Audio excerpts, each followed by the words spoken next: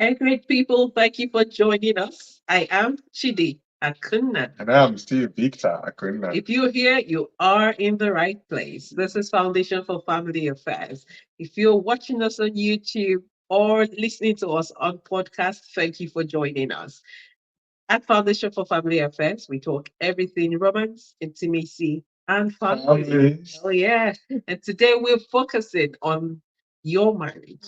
We've been on a series, and as we thought about it, what do we title this series? We simply came up with Marriage Improvement Series. And we know that if you pay attention to every point we have shared in every one of the videos, every one of the episodes, on this series, your marriage will take a new turn, definitely, and all the more for the better. For the first one, we looked at the title. It's titled "Is My Marriage Over?" And we talked about where you are in your marriage, and then the second one was create the marriage of your dreams. Yes, you can still have the marriage of your dreams. And we talked about how you can go about it. We shared some practical steps. But we've come to know that that's not enough. It's not enough for people to have these great desires, to want to have this great marriage. What exactly can they do? He who fails to plan plans to fail, they say. So today we'll be talking about the plans you can put in place, to achieve the marriage of your dreams, to achieve that marriage you've always desired. It is possible. And we like to put out a message of hope to anyone who is having a is going through a rough patch, is having a rough time in marriage at the moment. You can still have that great marriage. You can, it is possible. Come on, it is possible. So let's not lose hope in marriage. It is possible. So I'll let you talk about it.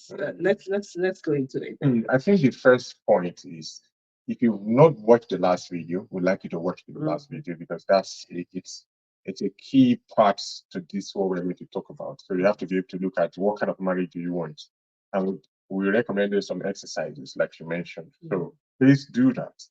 Then this one will actually make sense. Yeah. All right. So now for this one, we want to talk about now that you've created the kind of marriage that you want, the picture, what you need to do. We talked about who you need to become. Now you need to begin to create plans, put plans in place. What kind of an individual do I need to become? So let's say, based on how you were raised, you never seen good marriages around you. It means that you don't have the tools, you don't have the mental models that will create the kind of marriage you want. No matter how much you work hard, no matter how strong willed you are, you will not be able to, because if you are not equipped, you are not equipped. So the best thing now is to identify the problem and now create a plan to equipping yourself. I learned something from Tony Robbins some years ago. He said that success leaves clues. If you see anyone who is having any form of success, all you have to do is to study them, understand their patterns or their models, their meta models, replicate that. You are very likely to reproduce some of the results that they have. So, marriage, successful marriages, is not leaves clues. Successful marriage is not. It doesn't take an Einstein. It's not like skyrockets. It's something that have been done by many people, and they have laid down in many series of books how to get it done. Thankfully, we are enjoying our own relationship, and so from what we are learning and what we're learning from other people, from our own relationship, we're sharing. And one of the things is this: if you want a good marriage, you have to become a better partner. You have to create a plan to become a better partner. There is something that you are bringing into that relationship that is creating the chaos that you are seeing. There is something your partner is bringing into that relationship that is creating the chaos because we say something. We say that it is who you are that you bring into the relationship. Both of you are bringing some level of toxicity into that relationship that is creating the unique relationship or experiences that you are sharing. So it's not just her and not just him. Both of you are responsible, whether it fails or it succeeds. So you have to now sit down and say, what am I doing that is creating that is taking us away from the ideal marriage. So you have to sit down with your partner and create. What are you doing that is creating or taking you away from the kind of marriage that you want? And what do you need to do? I'm sorry I have to interject. Yeah. You're fire. And I like what you're sharing, but someone maybe watching us and saying, I'm a perfect husband. I'm a perfect wife. And she's the problem. He's the problem. I do everything right. And they can point us to, one, two, three things he or she's doing that is causing the bad state in the marriage and all the great things they are doing. So as you were talking about that, what kept coming to mind is action and reaction. Sometimes we talk about this and we would often say your response to the person's action decides what happened or what does not happen. I'm speaking to that person who thinks I'm a good spouse, I'm perfect. So it is possible that if another couple was put in that situation and the spouse had to react to the same thing your wife or husband does, they would react differently. Absolutely. And that's where what you're talking about comes to play. Because it's possible that what another man may take, what you taken from me, another man may look at it and say, "No, I can't stand this." Do you see? So Absolutely. that's where what you're talking about is valid. I'm sorry I had to No. That's that's the absolutely benefit of anyone. Yeah, that ties into the podcast that I was speaking to you earlier in terms of when the lady was talking about she was in this kind of relationship where you noticed that she had an attachment style that was more like what's the name of this anxious, Anxiety. yes, attachment style. So she realized that anytime she's in a relationship and somebody comes, in relationship with any partner that she's hoping to end the marriage, and the person reacts in a certain way, he has a certain way of reacting. So she just goes and gives and gives and gives, and the person gives her back, gives her back, gives her back, and then they all go their separate ways, and then she begins to chase him, and then she just now the other relationship didn't work out, and then she ended up in a relationship with someone that had a secure attachment style. And so she reacted in a certain way to the person. The person said, I'm so sorry that you feel this way. All right, can we talk about this face to face? And she was like, and she didn't know what to do. She was like, are you meaning you're not going to shout back at me to go through the normal way I behave in a relationship? The guy was like, I don't understand what you're talking about.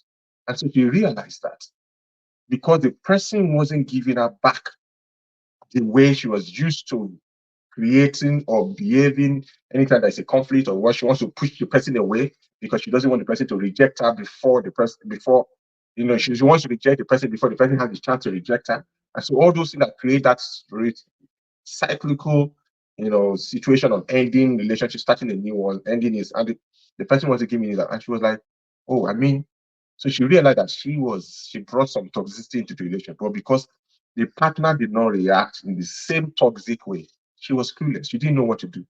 And today, she said they are now happily married for over 9 years because the person came with some level of security that and some tools and some mental models that helped him to navigate our energy, which is what we call emotional intelligence. You understanding your emotion, understanding your partner's emotion, and ability to manage yours and manage your partner's emotions at the same time. And I just that's wanted to say hallelujah. that completely transformed their relationship. So what we're trying to say is that you need to be able to identify some of the things that you are bringing to the relationship and create a plan to say, you know what, and I'm deficient in this. And this is how I've been raised. I'm very anxious around this. And create a plan. Don't just say, this is where I am. A plan might be getting a book to read about it, to understand the problem. Once you understand the problem, it is almost half solved.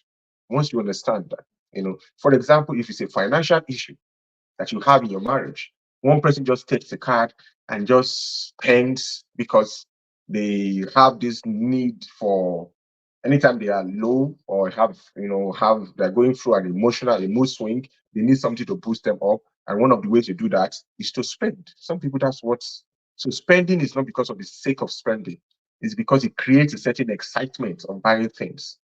The same way some other people are addicted to some other things, they are addicted to that boost of dopamine that comes from spending.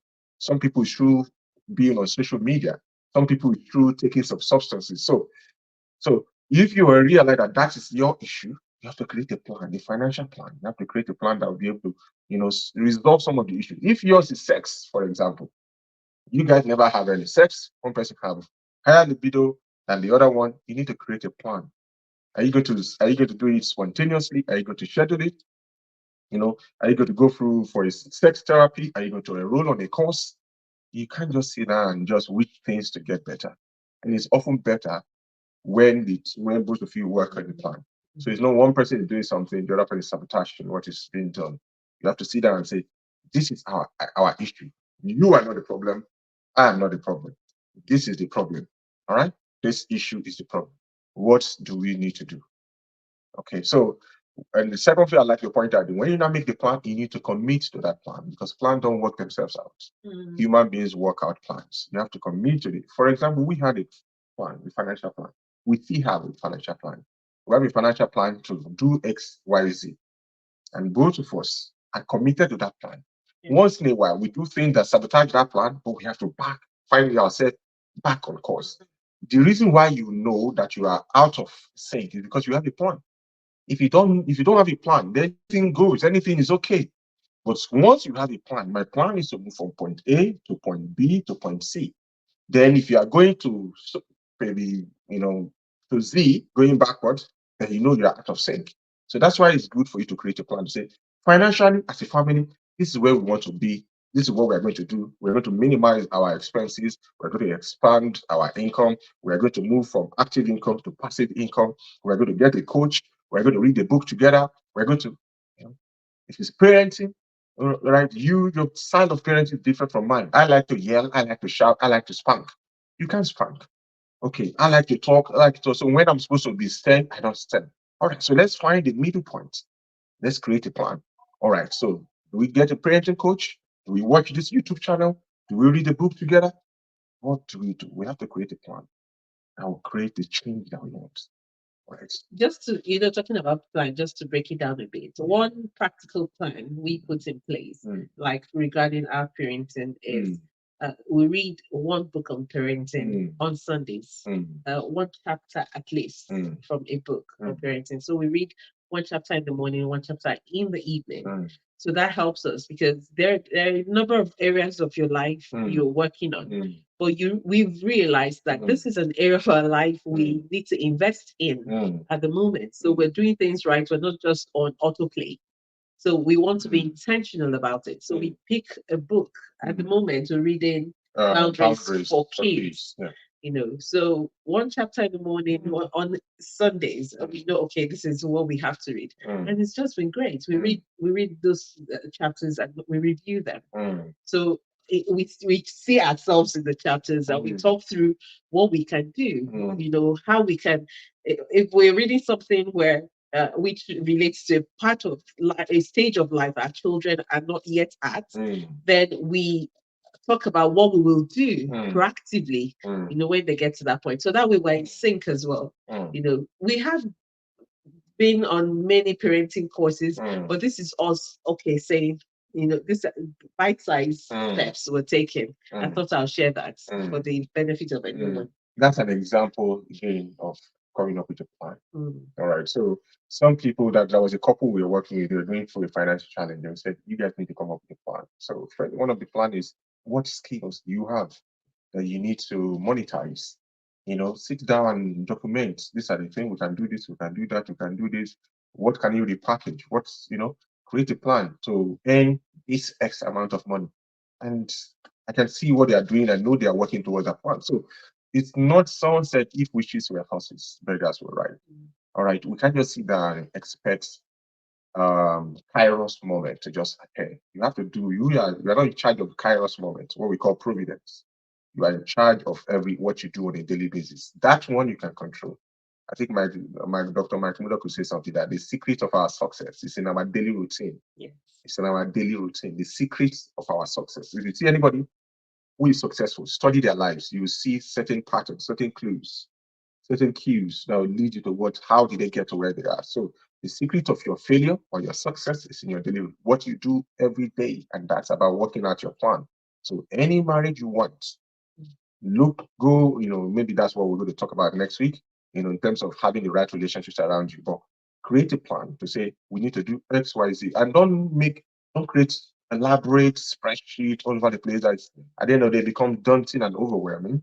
Just pick one area of your relationship: finance, sex, parenting, career, your ministry, your any other area that you're interested in, and say, okay, we're going to work out this for the next 6 months. We're going to attack this. We're going to change this. Communication, conflict management, whatever it is, and just focus on that. Once you master that, you build new habits into that, then you can move to something else. It'll be easier. Yeah. Okay. So let us have your feedback. Let's know. And if you have plans, you have put in motion that are working for you, we'll be happy to hear from you. We love to learn a lot from people. I can tell you, we drink a lot from people who have even done things well. So, and that's why we like to keep them before us. We like to keep them around us. So as we hear their stories, as we see their lives, we know what to improve on. And that's what life is about, isn't it? To make it a better place. So feel free to leave your comments in the comment section. We'll be happy to read from you. And if you think this would be of benefit to people around you, oh, we know it would be of benefit to people around you. So feel free to share this with such persons. Just go on and share. Sometimes you don't know who needs it or who needs what. Feel free to share this. And we will see you on the next one. Do not fail to subscribe if you're on YouTube, if you're on podcast. Hey, you follow us. Like that subscribers. Oh, yes. So see you in the next one. Until we come your way again, it's goodbye from us.